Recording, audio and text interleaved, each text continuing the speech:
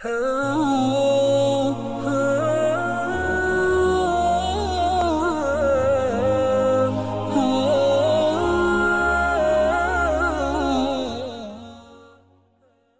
الکریم اما بعد فاعوذ باللہ من الشیطان الرجیم بسم اللہ الرحمن الرحیم فاسألوا اہل الذکر ان کنتم لا تعلمون صدق اللہ العظیم۔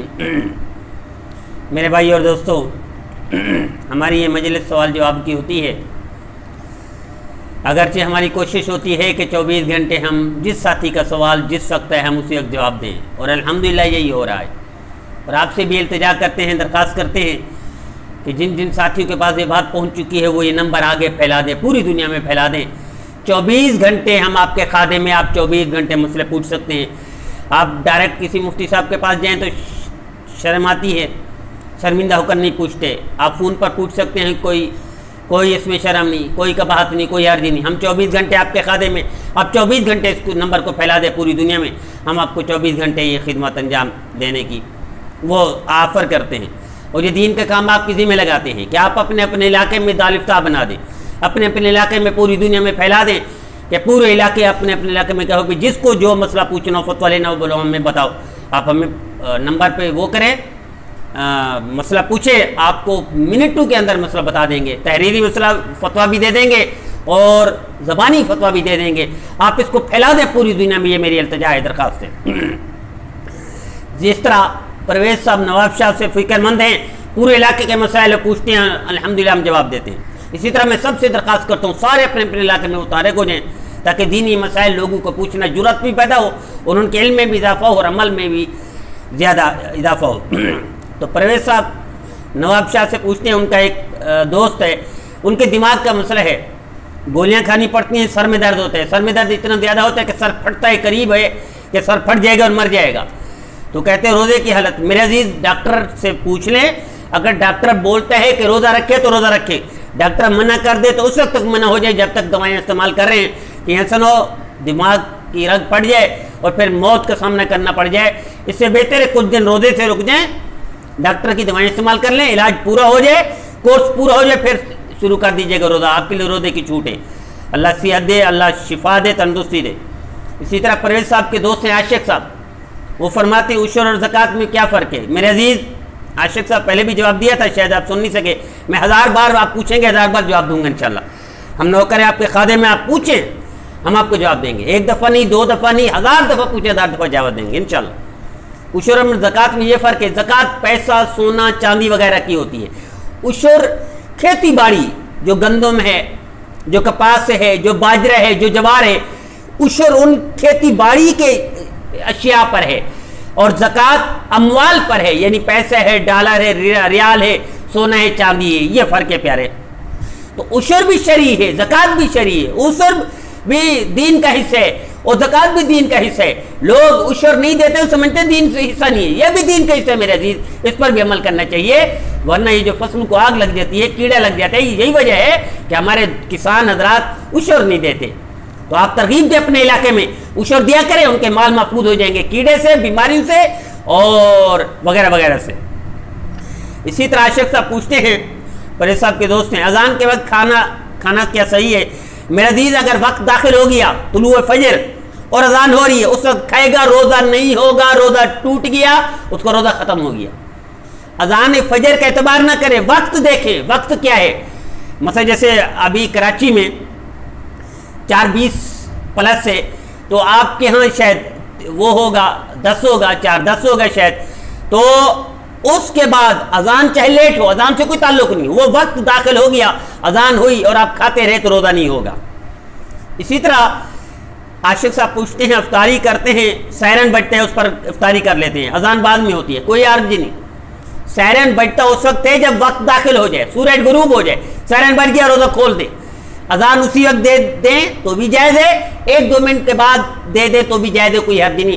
اذان کو نہ دیکھیں، وقت کو دیکھیں، سورج غروب ہو گیا افطاری کر دیں، آپ کے لیے جائز ہے، کوئی حرج نہیں۔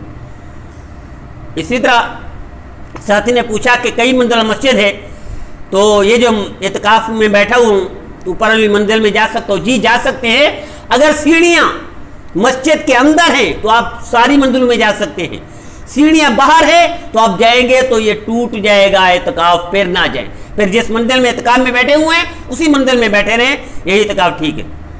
साथी ने पूछा ठंडक और गर्मी खत्म करने के लिए गुस्ल, मेरे अजीज ठंडक के लिए या गर्मी खत्म करने के लिए गुस्ल के लिए बाहर निकलेंगे इत्काफ खत्म हो जाएगा।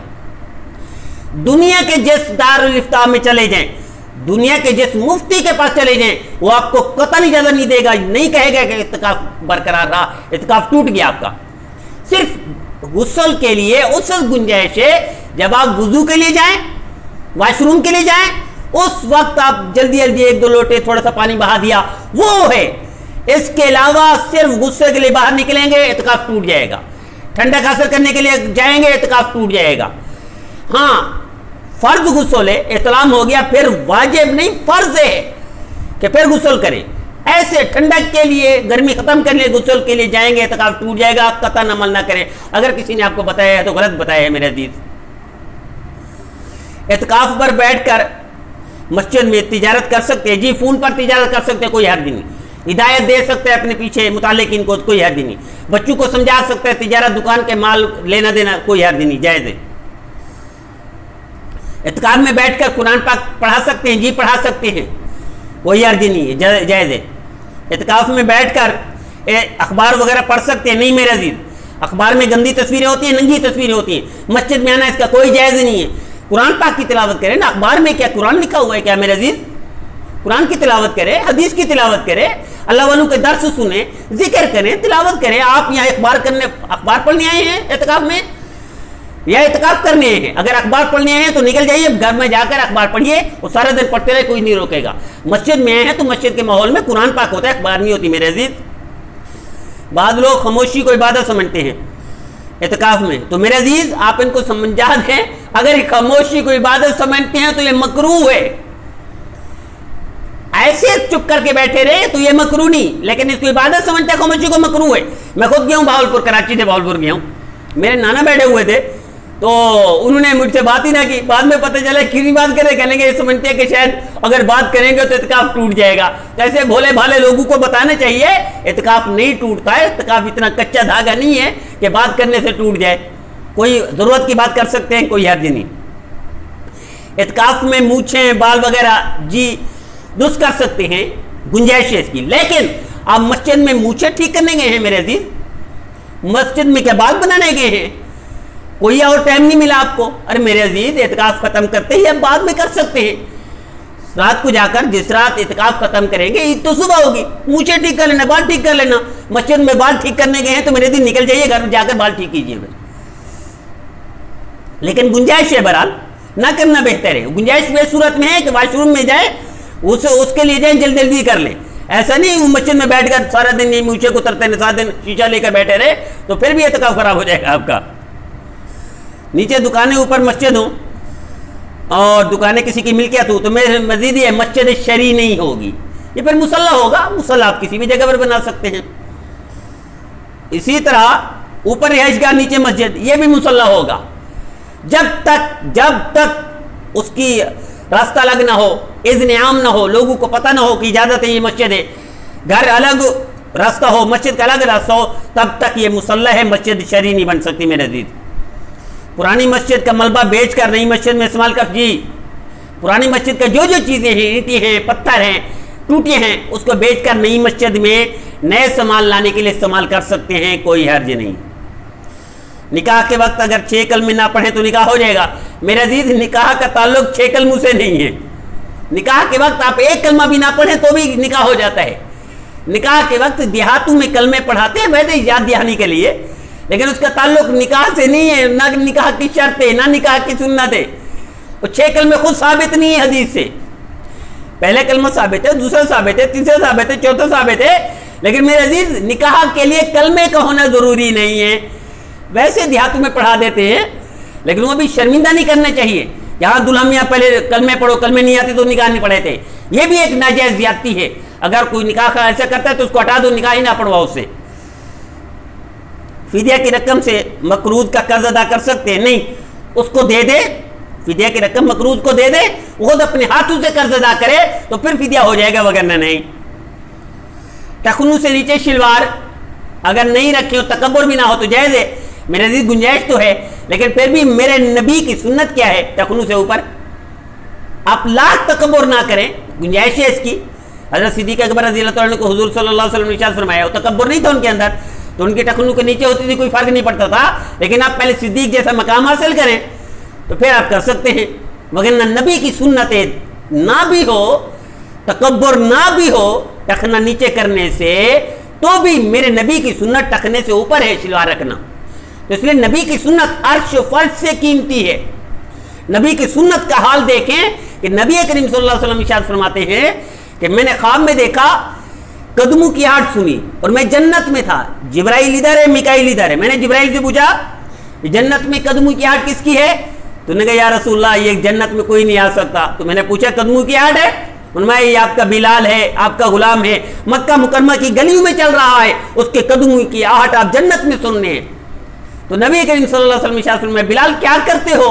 تو یا رسول اللہ جب سے آپ نے فرمایا تھا باوضو رہ کر باوضو رہتا ہوں, اس کے بعد آپ کی سنت کے مطابق 2 رکعت نفل تحیۃ الوضو پڑھ لیتا ہوں.